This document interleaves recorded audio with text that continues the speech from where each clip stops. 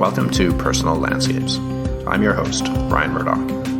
You can find links for today's episode and other conversations on Books About Place at ryanmurdoch.com. This might just be the strangest landscape we've talked about on the podcast. It's also the one we know least about. The best maps we have of it are based on satellite predictions, with a resolution so low that entire submarine mountains are hidden from view. Why do we know so little about this vast region of our planet, and what's being done about it? I'm joined by Laura Trethewey, author of The Deepest Map, the high-stakes race to chart the world's oceans. It's a fascinating read hooked to a gripping narrative of present-day exploration. We spoke about remarkable underwater landscapes, the difficulties of sonar mapping, and why the seafloor is still largely unknown.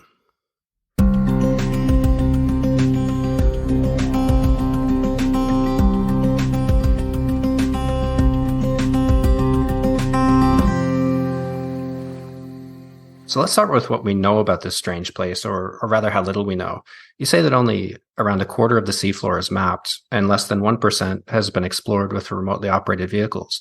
But I have at least 3 atlases, and all 3 show underwater features. Google Maps has really done a huge disservice to ocean mapping in a way, because if you go onto Google Maps or you look at the atlases like the ones you have, they will show a lot of seafloor features. So it looks like we know a lot more about the ocean floor than we actually do. So we've mapped a lot of the really big features. So big canyons, big trenches. Mariana Trench, for instance, in the Pacific has been surveyed many times, and there's beautiful, precise maps of those places. But the majority of the maps that are made of the ocean today, they're made by satellite. So kind of counterintuitively, you can beam satellites down and measure the gravity at the ocean surface. And doing that, you can kind of piece together that there's a canyon here or a mountain there. But these maps, they're not very good. They can't get a resolution beyond 4 kilometers. So entire mountains can disappear in a 4-kilometer resolution. And so when we say 15% or 25% of the ocean is now mapped, that actually means just maps that have been made by sonar. So that means a ship going out to sea, sending a ping down and getting a return, and then being able to make an accurate depth measurement from that. And that's really still the best way to make maps of the seafloor today. So you described those satellite maps as sort of like phrenology. Yes, exactly. Just kind of interpreting what may lay below. But those are not maps that you could actually find anything with, like if you're looking for a particular point, right? Yes, yeah. I was quoting from another book there. So I don't want to steal the phrenology term, but I just love the way that science journalists described it. You can read the bumps and dips, and you can figure out sort of the tapestry of the seafloor from there. So we should say something about the geography of both the sea and the seafloor. You mentioned a few features, but first, the sea is divided into zones, right? According to depth. How does that work? Right. Okay. Yeah. So the sea is incredibly deep. So the absolute deepest point is in the Mariana Trench, just shy of 11 kilometers. And then it's sort of divided into different zones from there. And so that 11-kilometer depth that you see in the Mariana Trench, that's really, really rare. That's called the Hadal Zone. And that extends from, I believe, about 6 kilometers down to the absolute deepest depths. And those are like less than 3% of the sea.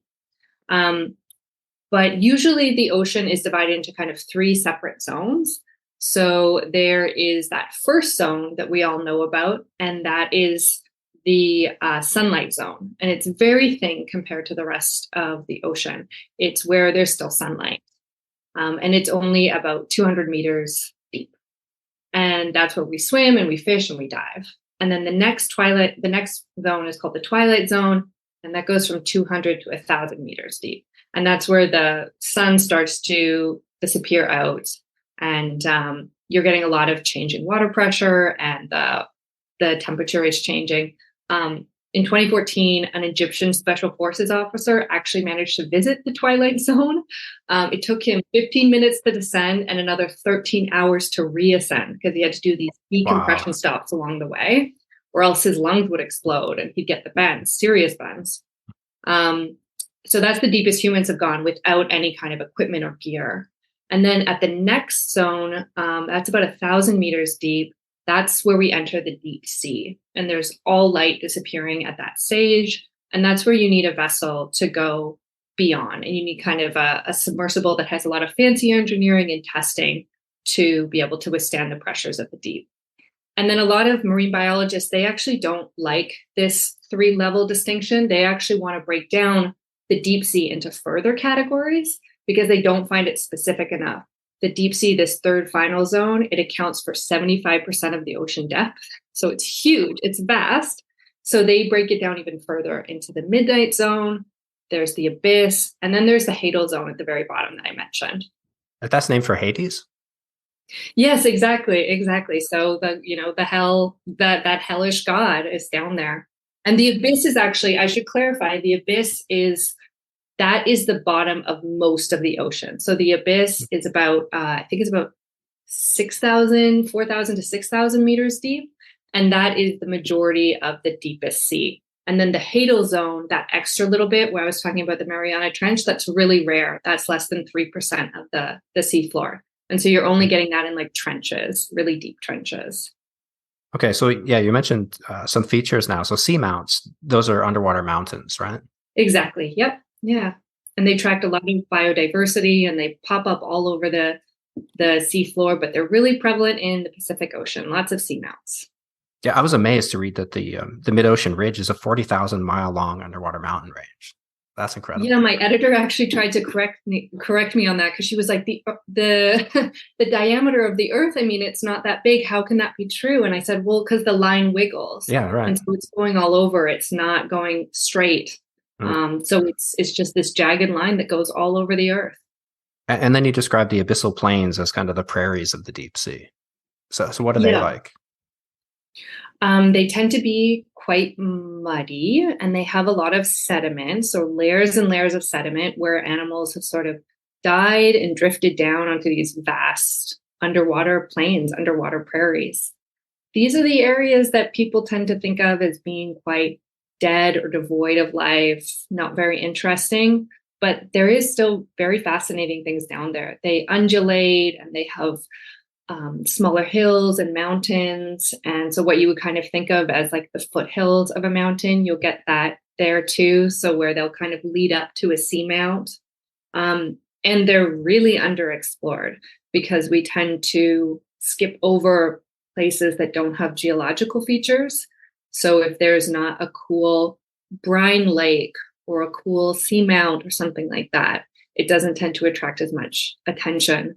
From the animals, but from people too. Animals tend to converge at places where there's differences in depth, or you have cliffs and that kind of thing.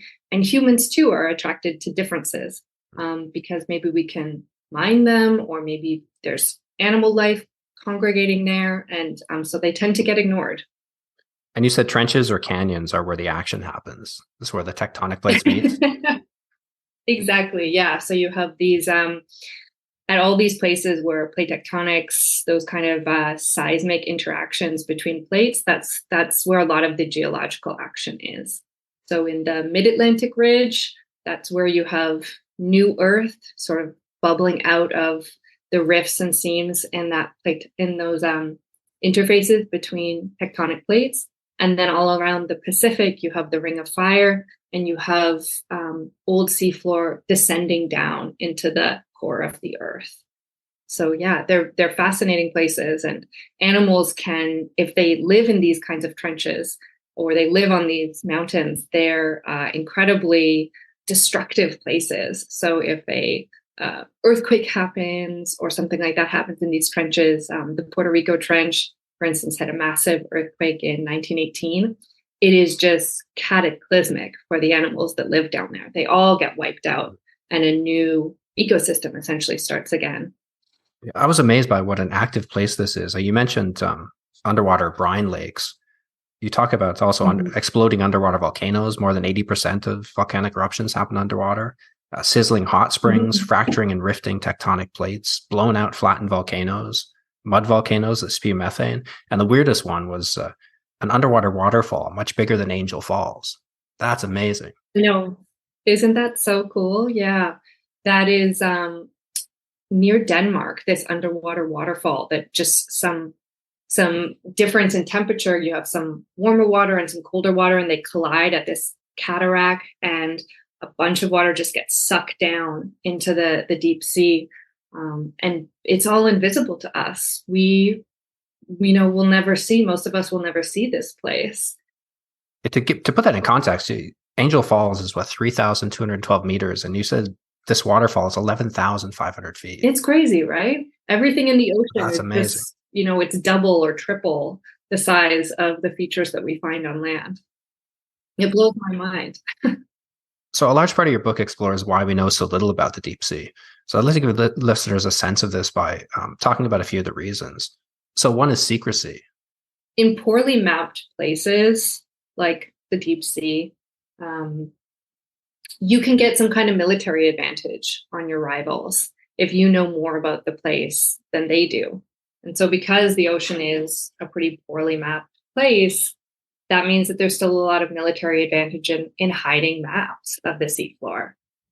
So, I've talked to scientists who, they're mapping in the middle of the ocean, and the military will kind of call them up and they'll say, yeah, don't map that because that's where we hide submarines. And, they won't care. They'll put it in their maps anyways, because they're mapping for science.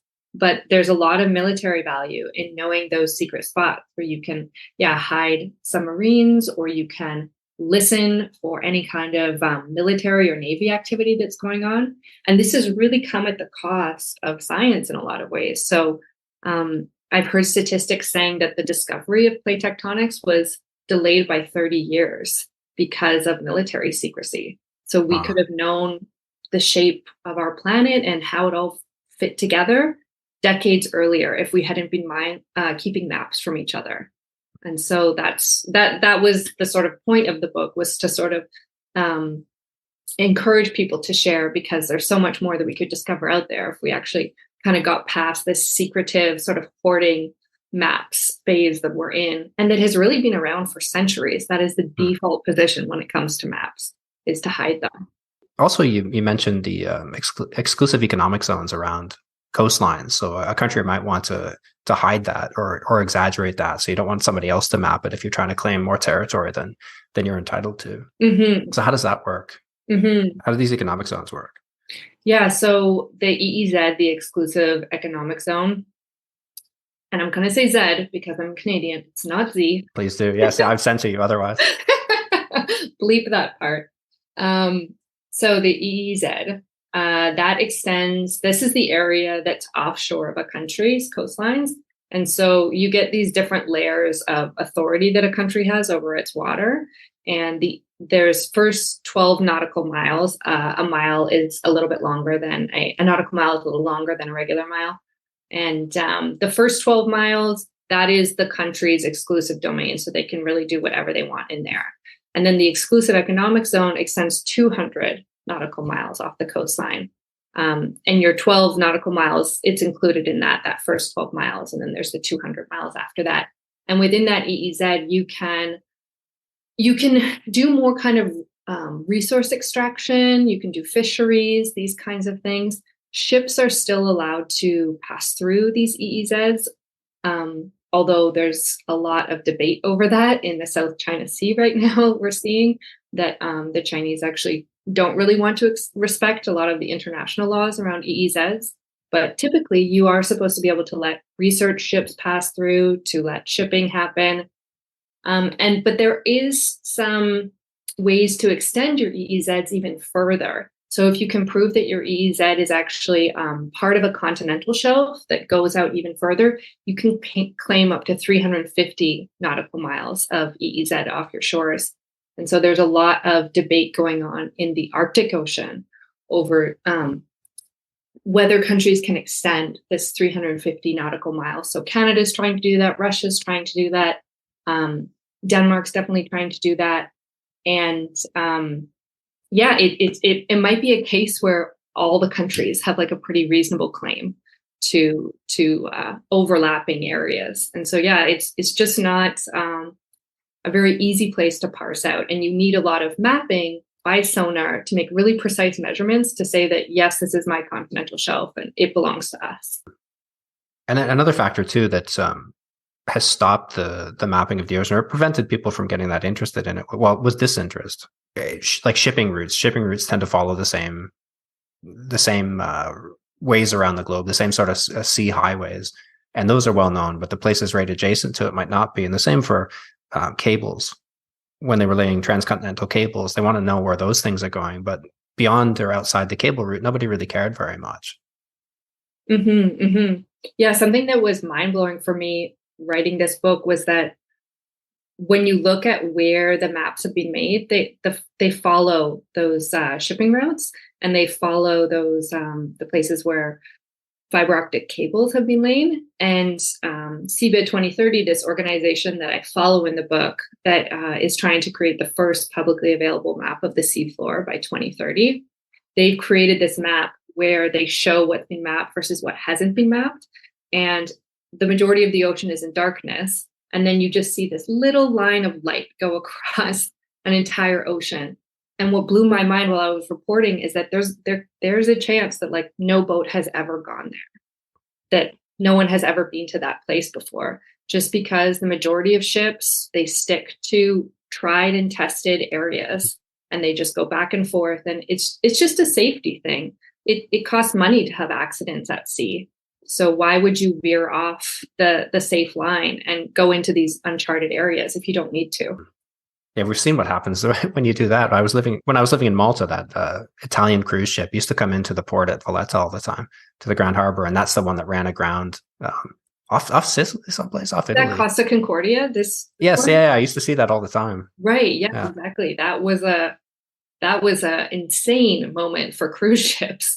And I think that guy, I mean, I've heard stories that captain was like, had a woman up in the bridge or something like that. So I don't know if showing off, Exactly. Yeah. I don't know if that was a case of him veering off into uncharted waters, but yeah, mistakes can happen and they still happen all the time. And I think that we forget about that until a really huge accident happens and it locks up international trade for weeks on end, or you have to jettison a bunch of survivors out of the Arctic.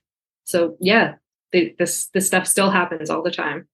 Well, it just goes to show you how much is unknown. Like you said, the amount of seafloor left to map today is nearly double the size of all the continents on Earth combined. So how is it done?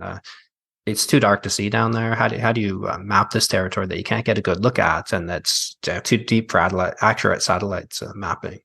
Mm-hmm, mm-hmm.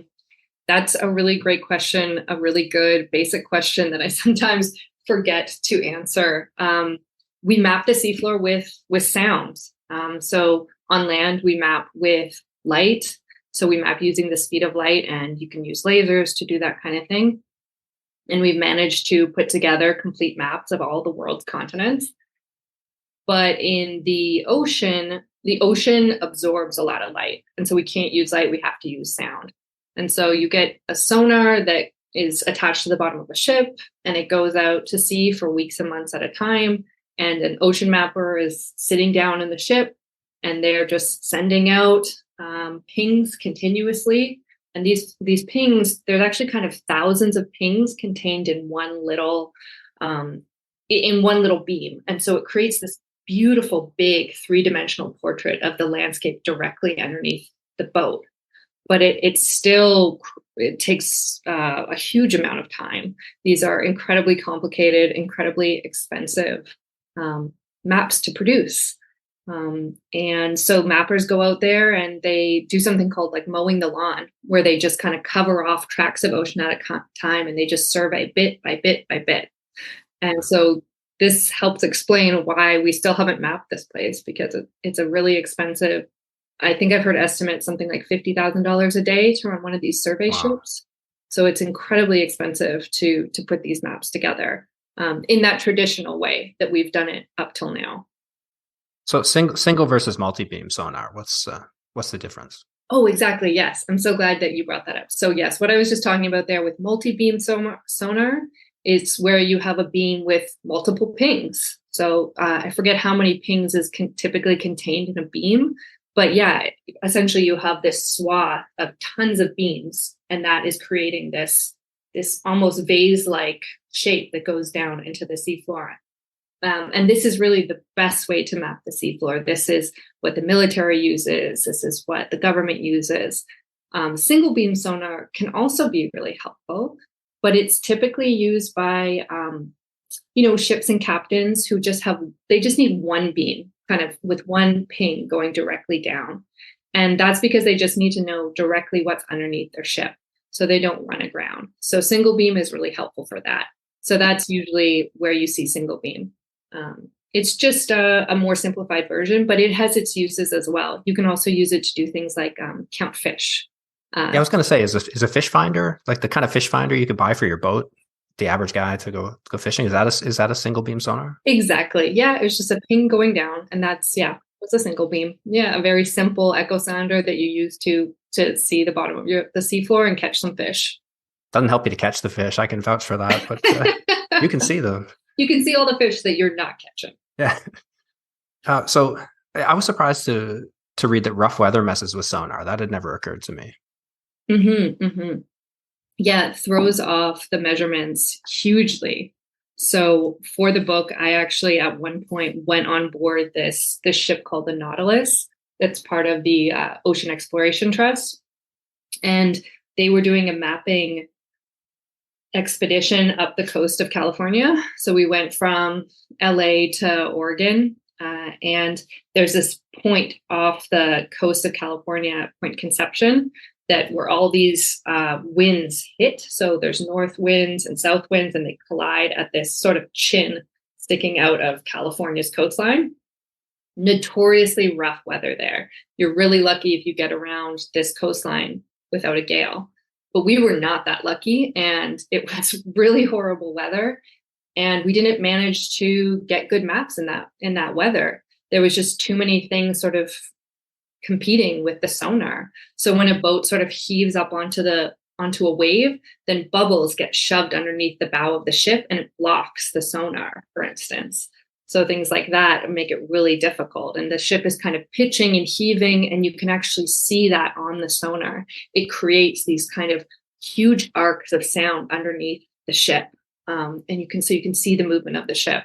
So we were out there, and we managed to collect 4,000 square kilometers of maps, which sounds like a lot, but it's actually really not a lot in the grand scheme of the ocean. And then within that 4,000 square kilometers, only 426 square kilometers was absolutely new maps, had never been made before. And those maps got sent back into the super map that they're building of the ocean, the Seabed 2030 map. So all those maps that we made, 426 square kilometers, that went into the super map. But it really brought home just how hard it was to map in bad weather. And how long did that take you? So how long did you spend out there to get that data?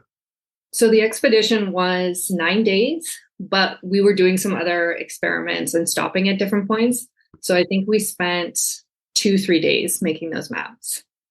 And it makes sense that the motion of the ship and the twisting and yawing would screw up the measurements. And then you also say that things like water temperature differences and pressure and salinity also change how sound moves through the water. And that all has to be calculated in as well. It's incredibly complicated.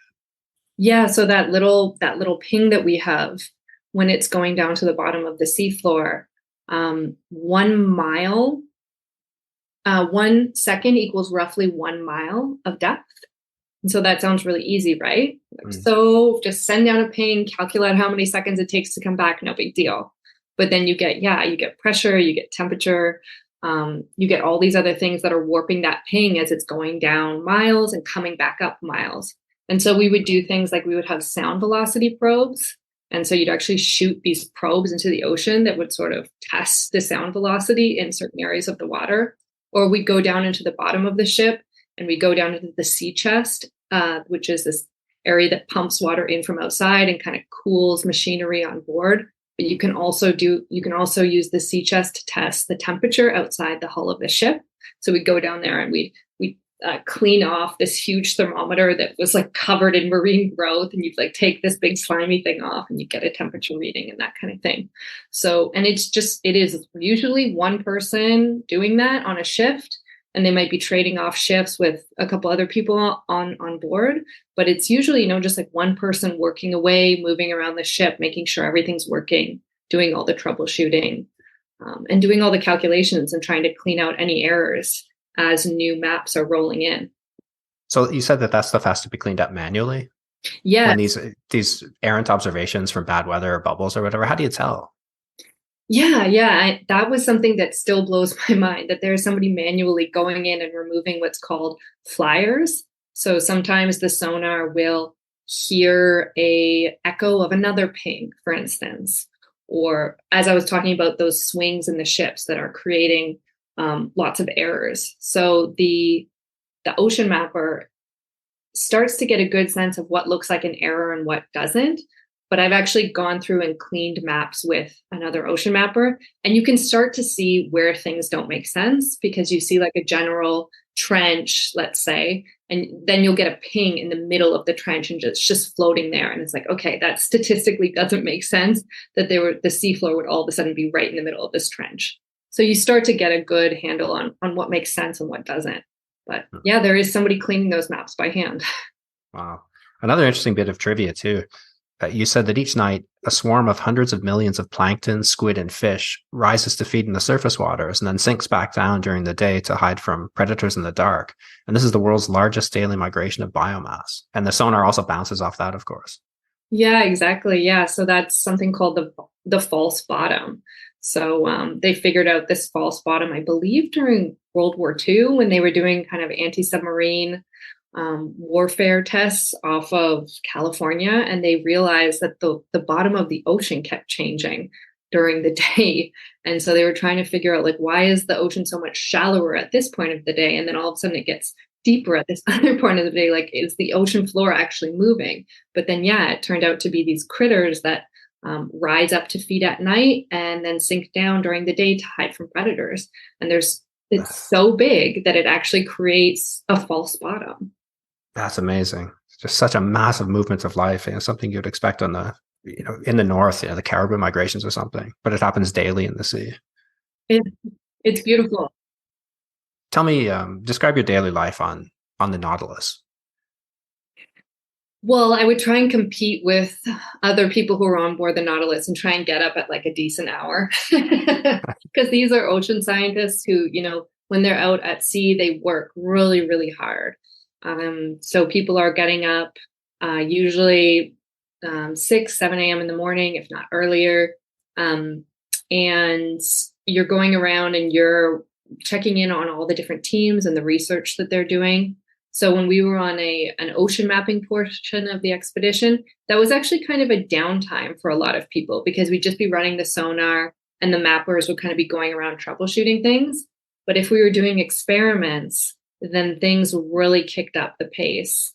So then you've got teams working in shifts. You've got pilots working submersibles or working these remotely operated vehicles, and people are trading off different tasks. They're collecting clams or water samples. And then you'll go into a lab and everybody's like busily pipetting away and trying to get all their samples recorded as quickly as possible before the next one comes in. So there's just, usually about 3 or 4 different teams that are all moving around the ships and all have different priorities.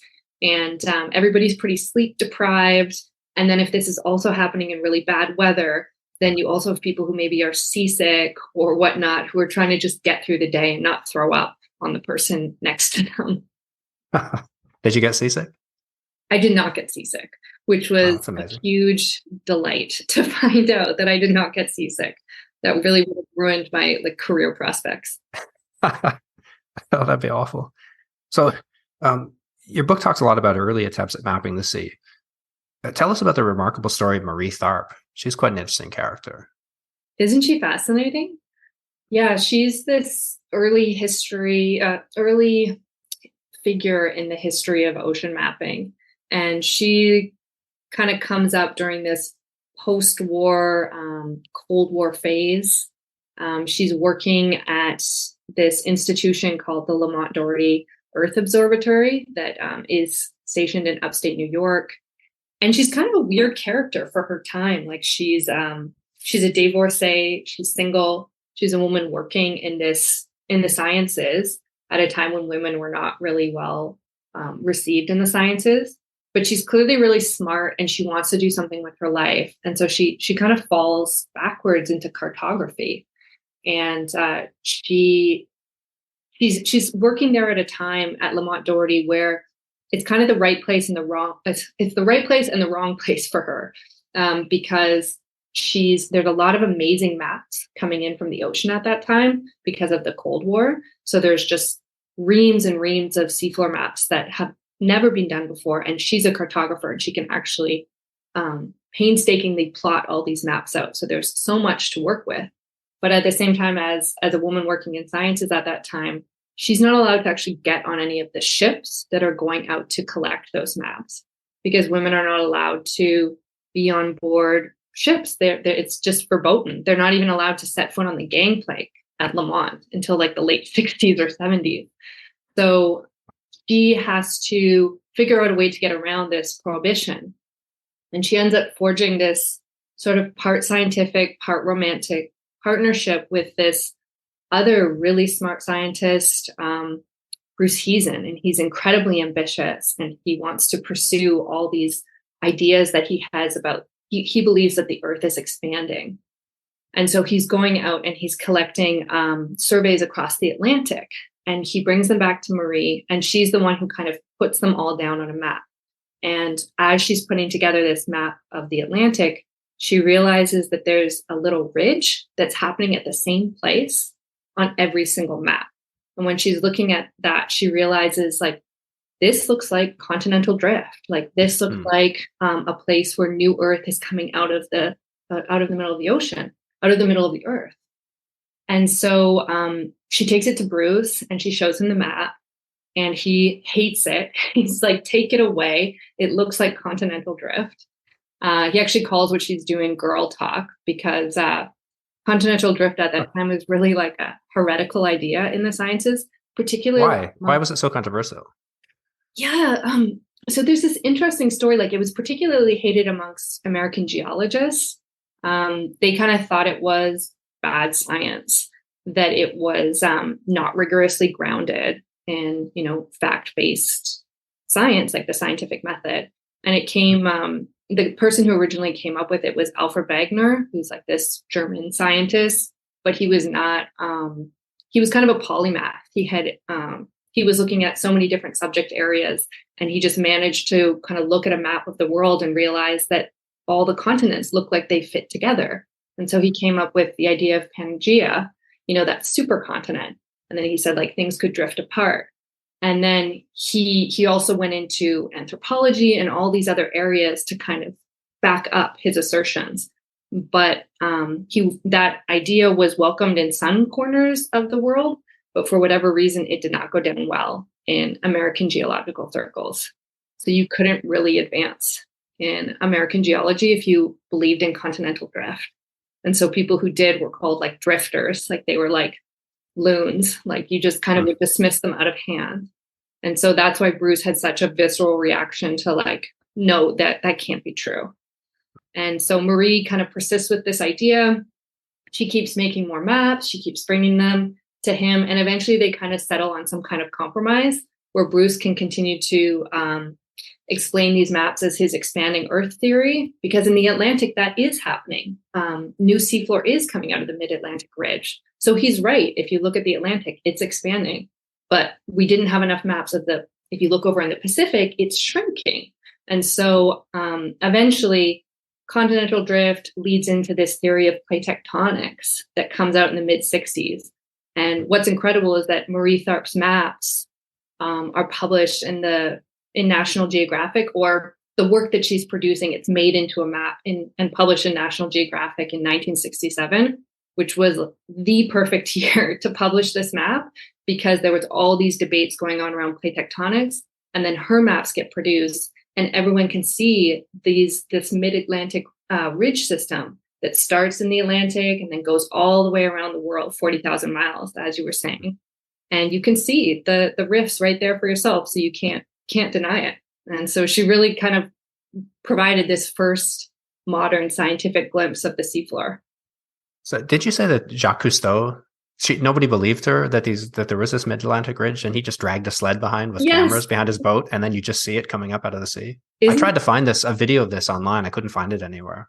Yeah, exactly. There was this famous conference in New York in the late 1950s where Jacques Cousteau played video of this sled video that he shot, just dragging it over the top of the mid-Atlantic ridge. And Marie Tharp describes watching this video, and she just says, like, these kind of ghostly mountains just appear out of nowhere.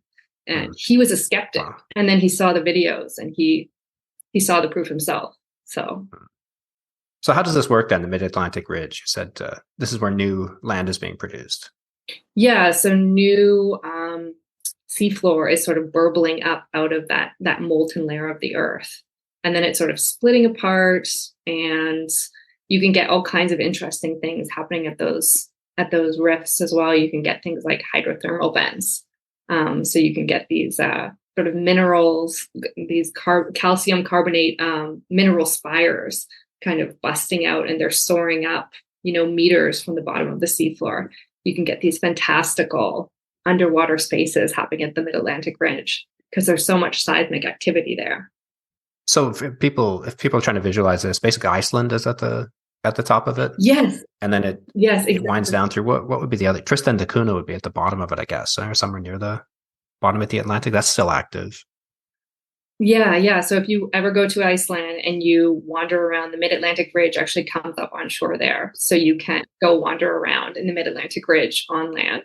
And I've never seen it myself, but I've seen pictures, and it's incredible landscape. So just these big rifts in the earth. And then it's being pushed. So the new land is bubbling up and forming, and then it's pushing both sides away from itself. And you can see a place like the Azores, the Portuguese island chain. They've been pushed off the ridge then, and they're no longer active, right? So there you can see you can trace the line of it and trace the parts of it that were pushed away and become dormant volcanoes as the new ones bubble up. That's quite amazing. So it's once you have the key to this map, you can see it above the surface as well. So, and then in the Pacific, it's the opposite side of that process is happening. Mm-hmm. That is where old seafloor is kind of getting sucked down. So the Pacific is the oldest ocean, and that's where that old seafloor gets kind of sucked down or descends down into these trenches where basically things kind of go to die geologically. And that's sort of the end of the seafloor, and it gets recycled back down into the earth. And that's why we have so many volcanic eruptions along this area too. The Hawaiian island chain is, those are volcanoes, and they're sort of gliding over seismically active spots in the earth. And so all of a sudden you'll get these seamounts kind of pop out of the middle of the ocean. It's not anywhere near a ridge or a rift or a trench or anything like that. It's just a seamount kind of forming up, or a volcano, forming up out of the middle of the Pacific.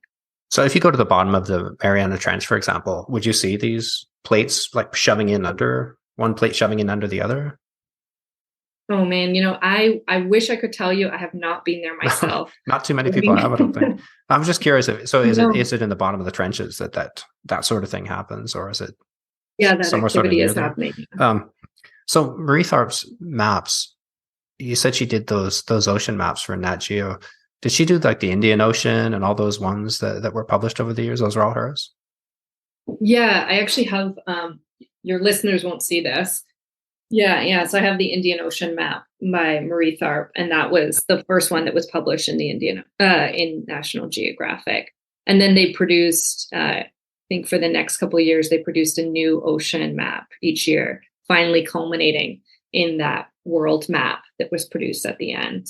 Yeah, Bruce Heason actually never got to see that final map because he actually died with the prints of that map with him when he was on a nuclear submarine that was actually going to go see the Mid-Atlantic Ridge. He was going to go see it in real life off Iceland in a nuclear sub.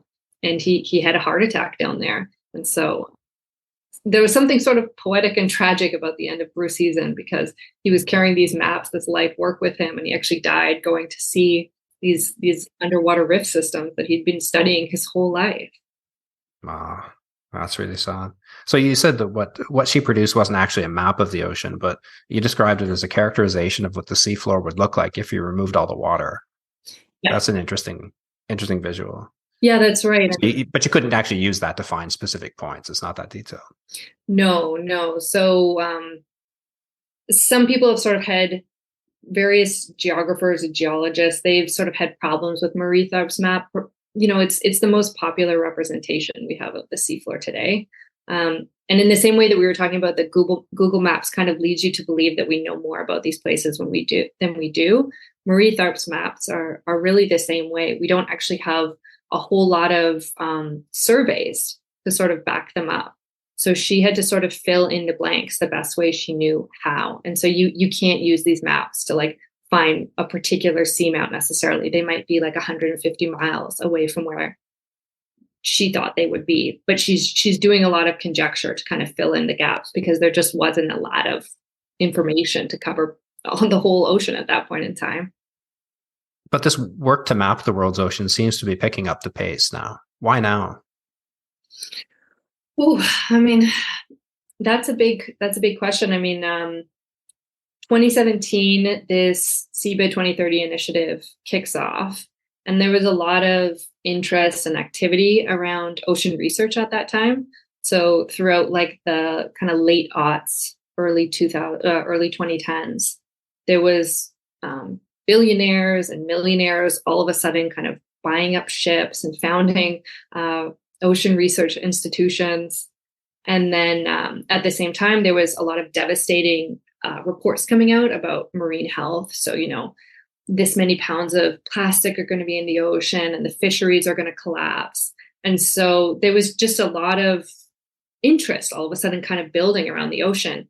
And then the UN declares that the 2020s are going to be the decade of ocean science. And so CBID 2030 decides, they're going to get in on the action too. And they decide that this is the right time to pitch this initiative to finally map the entire seafloor by the end of 2030. So by the end of this ocean decade that the UN is pitching. But there's probably a deeper answer there too. I mean, the thing is that we've industrialized most of the land. All the continents show some impact from human activity. And there's still parts of the ocean that just don't have any human impacts. Like I think 13% is still classified as like absolutely wild, no human impacts. And so it makes sense that as we're kind of getting to the end of the resource extraction we can do on land, that we would start to look offshore. And so I had ocean mappers say to me, that the future is offshore, that we're heading into the industrialization of the ocean. And so it makes sense, if you're heading into this new period of ocean industrialization, that you need maps to sort of pave the way and to show people where to go. And this is a mostly unexplored, uncharted realm. And so it makes sense that mapping activities are sort of kicking off right now. But you said it's also competing with space in terms of funding, and that space seems so much more exciting, sending ships to Mars or people to Mars, which is a desert planet, which appeals to me. But there's so much we don't know that right here outside the door. Yeah, exactly. So I was sort of portraying the ocean as being, getting all the money, all the funding, all the research, but it really pales in comparisons to space exploration. Like the amount of money that we sink into the ocean is really peanuts compared to what we put into space exploration. And so I think there was some number that like the dollars that NASA spends on space exploration, it's like $150 to $1, $150 for $1 of ocean exploration. So it's really different numbers. And yeah, that was something that always kind of bothered me and sort of kicked off the beginning of this book, because I appreciate space. I like looking up at the moon and the stars and that kind of thing, but I'm really more of an ocean person. And I never really understood why people gravitated to space so much, especially because this place doesn't impact us that much, like Mars, whatever. It's never going to have an impact on my daily life. while I can go to the ocean and I could go swimming and diving and those things, I care about those things a lot more. So I never really understood it. And then there's this cliche, that we care more about or we know more about the moon and Mars than we do the seafloor. And I'd heard that cliche a million times. And it always really bothered me because I was like, why? Why do we care more about space than we do the ocean floor? And then I started to kind of dig into that cliche a little bit more. And I found out that it was really about mapping, that we'd mapped the moon and Mars perfectly, but that we hadn't mapped the seafloor. And so that really directed my attention back into mapping. Like, why don't we care about this space? Yeah, that's really amazing. So people like Seabed 2030, they have to get quite innovative given this scarcity of funding or the competition for funding. So you say they're trying to bring all the maps of the ocean together into one giant map. So they're trying to get this data out of the militaries that have been hoarding it forever. They're getting data from ships, regular ships that are, puttering around the shipping routes. And what about crowdsource maps? Where does that come in? Right. Yeah. So crowdsourcing was one of the ways in which Seabed 2030 thought that they'd be able to finish this map in time, that they'd be able to make this deadline of 2030. So they've made a lot of progress asking various countries to donate maps that are in their vault. They've managed to take the map from 15% up to 25% in the last 6 years. So they made a lot of progress. But crowdsourcing is really, really helpful in these really remote parts of the world. So places like Pacific Islands or the Arctic or Antarctica, although there's not a whole lot of people who live down in Antarctica. But what you can do is you can kind of recruit locals to put a data logger, hook it up to that fish finder that we were talking about earlier. You can hook up a data logger onto your echo sounder. You can go out and say a fisherman or a tourist boat or whatever. They're kind of going around doing their daily stuff. And at the same time, they're building a map of the seafloor. So those people can actually just opportunistically contribute to Seabed 2030. And so crowdsourcing is maybe not going to be the key to finishing this map because there's so much ocean to cover, but it's really helpful in these remote locations. But it's a good way to get people interested or get them to care about it as well, because you give people a stake in it and they feel like they're contributing it, even if it's just a small part. You care much. It's like when you travel to a place and you care much more about what happens to it afterwards, kind of pay attention to it. Your trip to Nunavut was a great example of that, this kind of community level map making. That's a place I'd love to go. Yeah, exactly. Yeah. So for the book, I went to a small village, really. It's 3,000. I think it may be classified more as a hamlet in Nunavut called Abia. And it's on the western banks of Hudson Bay, which is a huge undermapped bay in the Arctic. That surprised me too. Yeah. Exactly. Like it's a massive bay. And we're probably, we're years away from finishing that. So this community in Nunavut, they have never had good maps of their shorelines, and they're having a lot of accidents up there. The environment is changing really quickly. And so they decided, like, we're going to crowdsource a map of our bay. Our bay has changed so much in the last 20, 30 years. We're having accidents there. So they piloted one type of crowdsourcing technology. And I just sat with some Inuit hunters on their boat for a week while they just went back and forth and mapped their bay. And, some of them thought it was a little boring at the time. They were like, why are we sitting here on this boat just going back and forth? I'd like to be hunting belugas or seals. But I found that a year later, once they finished that map and they were able to share it with the rest of the hamlet, then there was a lot more pride about what they'd accomplished because they made a map of this bay.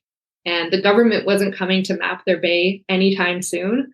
It's just not as big of a priority for the Canadian government. And so they just took it on themselves. And I thought that was really powerful. Yeah, that's really great. The government does nothing for the North. It's really disgusting. And that's that was really great too. Well, they'll go find Franklin's lost ships. Yeah, sure. Yeah. But they won't map this bay that really needs mapping for this small community. So what about robot mapping? That's pretty interesting. Yeah. So when I was talking about just how complicated and difficult and expensive ocean mapping is, that it took me and the team that I was with a couple of days to do 426 square kilometers. That has sort of led into this other innovation that Seabed 2030 talks about. So they talk about crowdsourcing, And then they talk about drones, basically. So drones are a huge focus in the ocean mapping world right now. And basically, they can go out and map for months, maybe weeks, months on end, and they're cheaper than ships. There's no crew on board, so you don't need to feed anybody. This one that I covered is called sail drone, so it actually has a sail on it, so it can sometimes just sail, so it doesn't need very much diesel. And so they're more environmentally friendly, they're quieter. And because they're cheaper, that means that they're more accessible to developing countries. So there's really still a lot of colonization baked into the seabed 2030 maps. You can see that the richer countries have the better maps and the poorer countries have worse maps. And so drones are also really exciting because it means that a country that doesn't have a whole lot of mapping money, they can't spend $50,000 a day to run a survey ship, they can buy a drone. And they can, pilot that around and get good maps of their country, or their coastlines, which means they could do things like extend their EEZ, which again, that's only something that rich countries can really afford to do. The poorer countries have to rely on richer countries to do that mapping for them. But I found that drones, as I'm hyping drones up here, but I found that drones, I was a little sad to see these robots going out and mapping the seafloor, because I'm not sure, it's probably really obvious that I'm romantic about ocean expeditions. I really love stories of people at sea. That's how I fell in love with ocean writing in the first place. And so the idea of these robots doing that kind of on the ground discovery, being out in the field and making all these incredible discoveries, that struck me as a little bit sad, because this is the stuff that Jules Verne and those sci-fi writers at the turn of the century used to dream about doing. And we were going to go let a robot do that. And I just thought, why would we give that up? That's such a cool job. Well, that's just the beginning. We're going to be working for them pretty soon, I think, within our lifetime. So are these maps being fed into the Seabed 2030? These drone maps? Mm-hmm. So the company that I covered in the book, it's called Sail Drone. They did a collaboration with Seabed 2030, where they sent the drone back to Hawaii and back, and they chose a track line. You know how we were mentioning that there's certain shipping routes that these ships follow and they never deviate. So they purposely chose a route that no ship had ever gone, and they sent the sail drone out to Hawaii and back, and it successfully got there. It took a bunch of various biological measurements on the way, and then you had somebody back on land tracking it to make sure that it arrived safely and came back. And so Seabed 2030, wherever they can, they try and piggyback on these kind of drone expeditions and try and get the maps that they're creating. That just reminded me too. In the book, you mentioned that the Nautilus, the ship that you were on, you can watch the live stream of their mapping online. I'll put a link to that in the blog with the link to your book as well and all that stuff. I was looking at that a few times recently. It's pretty interesting. A bunch of different camera views. You can see the screen, what they're seeing on the ship. Mm-hmm. Yeah, really cool. Mm-hmm. So I want to mention a few of the sorts of things being discovered in these parts of the world that are so unknown to us. You say that studying the ocean, it's one of those rare fields where major breakthroughs happen by accident all the time. And you've got a bunch of these things in the book, like an octopus garden off California, a coral reef taller than the Empire State Building. That's amazing. And archaeology, some of this mapping is shedding new light on pre-contact North America. I was quite surprised about that.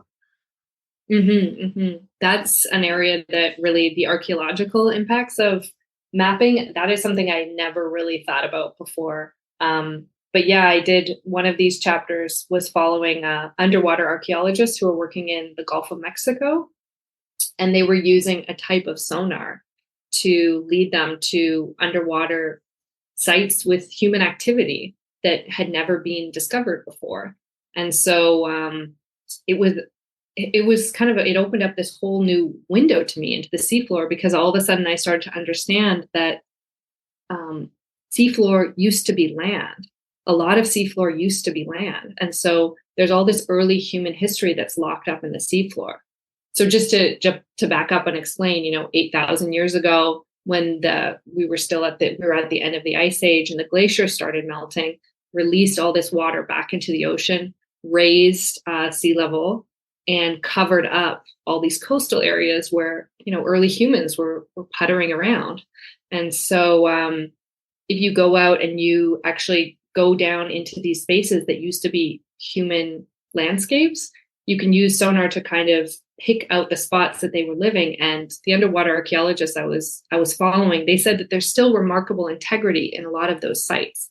A lot of archaeologists have brushed these sites off because they thought that, the ocean has probably destroyed them, but actually that they are finding that they've almost been like encased in the sediment. So you can actually start to tell stories and start to imagine what life might have been there. And the farther offshore you go, basically the deeper back history you go. So the places that are closer to the shoreline, that's earlier. And then I know one of those state archaeologists in Florida, that's primarily where I was, he's working, farther and farther offshore these days. And so he's kind of going back in time. Wow, it's amazing. Wouldn't it be cool if that solved the mystery of, how the Americas were populated? Because it totally makes sense that people would have moved down the coasts.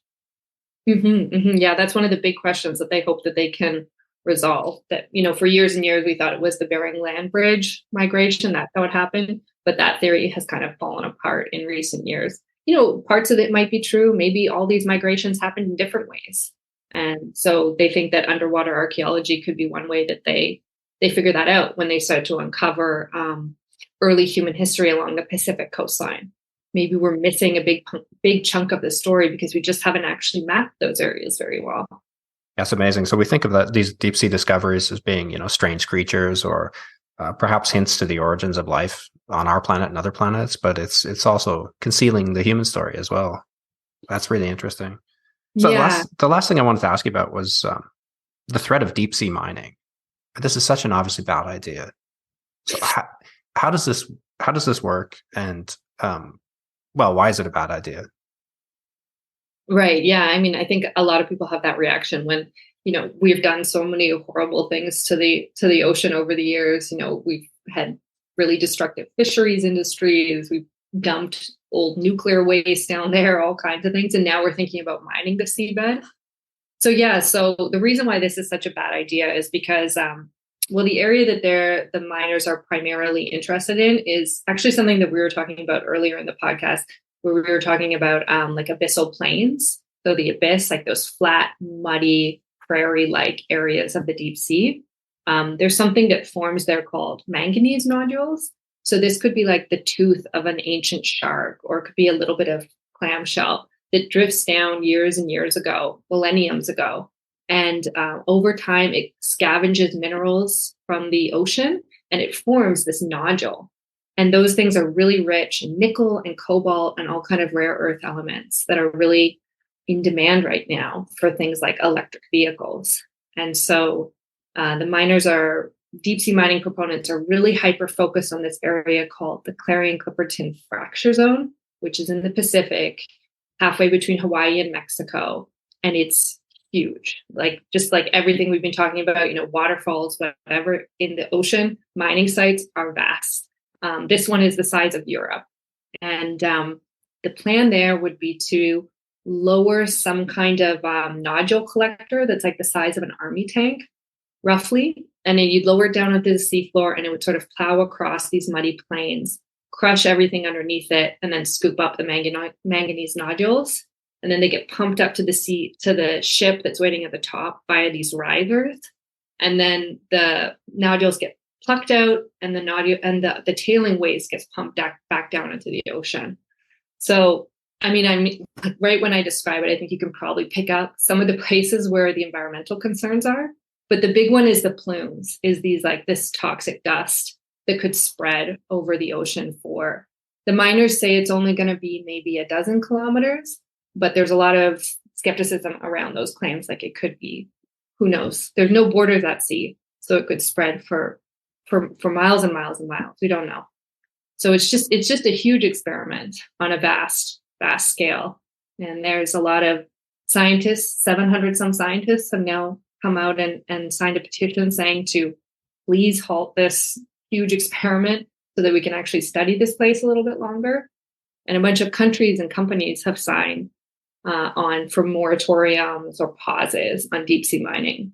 But every couple of months, these deep sea miners and these delegates and diplomats, they meet and they discuss whether to allow deep sea mining to go ahead. So, every couple of months, we're inching closer and closer to this potentially going ahead.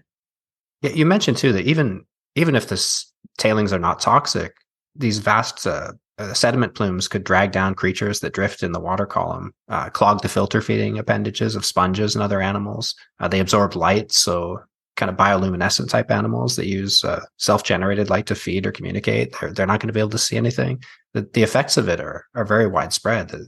It's not just poisoning the sea with waste products of mining. It's just the stirring up all this dust and sediment itself, and it must take a hell of a long time to settle at these depths. So I guess the other problem would be the deep sea isn't controlled by anybody. So can anybody really do anything to stop this? Yeah, so there is this organization that's in charge of the high seas, called the International Seabed Authority. They're supposed to be in charge of the area that's high seas, and so that's about 50% or so of the ocean is high seas, and so that's an area where there's no claims by any countries. And so the ISA, they're based out of Jamaica, and about half dozen people work there, and they're in charge of this vast space. And they're kind of a complicated organization because they're aligned with the UN, but they are charged with regulating deep sea mining and essentially promoting it, and also with protecting the marine environment. And so this organization was formed 2 decades ago, at a time when we didn't know as much as we do now about the life that lives there. And so the ISA is really trying to catch up to what the environmental impacts of deep sea mining are going to be at this time when there's a lot of strain. As I mentioned, the industrialization of the ocean is really picking up. And so the ISA was sort of formed at a time when, it was formed at a time when we didn't know as much about the ocean. And so there's a lot of pressure on this group to either permit mining or to stop it. And so that's where these delegates and these advocates and proponents or opponents of deep sea mining, they all meet every 4 months to kind of hash this out. Well, hopefully it'll be too expensive and difficult and unprofitable for this to ever happen on any practical scale. But I think that's a good place to end. I really enjoyed the book. It's called The Deepest Map again.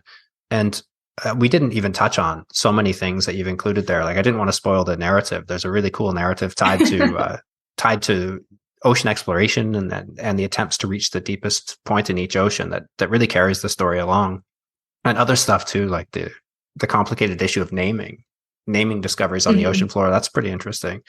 So there's so much more here to discover. So I hope readers listeners pick it up.